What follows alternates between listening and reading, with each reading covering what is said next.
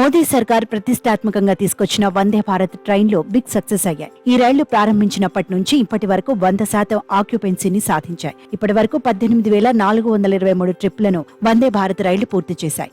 ప్రస్తుతం 102 వందే భారత్ రైళ్లు డిమాండ్ ఆధారంగా నడిచే కొన్ని సర్వీసులు కాకుండా నడుపుతున్నారు. ఈ రైళ్లు ప్రారంభమైన తేదీ నుంచి ఇప్పటి వరకు 1.24 కోట్ల కిలోమీటర్ల దూరం ప్రయాణించాయి. అయితే స్పీడ్ విషయంలో మాత్రం వందే భారత్ రైళ్లు ఆశించిన స్థాయిలో సక్సెస్ కాలేదు. గత 3 ఏళ్లలో వందే భారత్ రైళ్లు గంటకు 84.48 కిలోమీటర్ల నుంచి 76.25 కిలోమీటర్లకు పడిపోయినట్టు రైల్వే శాఖ వెల్లడించింది. సమాచార హక్కు చట్టం ద్వారా మధ్యప్రదేశ్ కు చెందిన చంద్రశేఖర్ గౌడ్ చేసిన దరఖాస్తుకు అధికారులు ఇలా సమాధానమిచ్చారు. కేవలం వందే భారత్ రైళ్లు మాత్రమే కాదని వివిధ మార్గాల్లో ట్రాక్ పునరుద్ధరణ, స్టేషన్ల సమీకరణ కారణంగా సాధారణ రైళ్ల వేగం కూడా భారీగా తగ్గిందని తెలిపింది.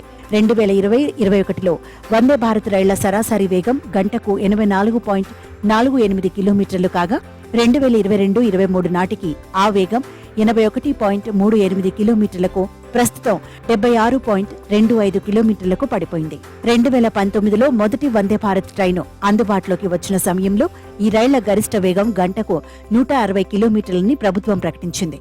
అయితే ఢిల్లీ ఆగ్రా మార్గంలో తప్ప ఇతర మార్గాల్లో 130 కిలోమీటర్లు గంటకు మించరాదని తెలిపింది.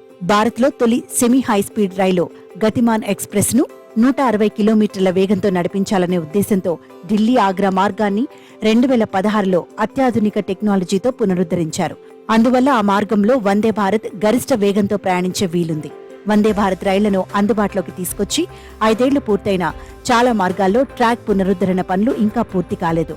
దీని ప్రభావం రైళ్ల వేగంపై పడుతోంది. ట్రాక్ సామర్థ్యం పెరిగితే వేగం కూడా పెరిగే అవకాశం ఉంది.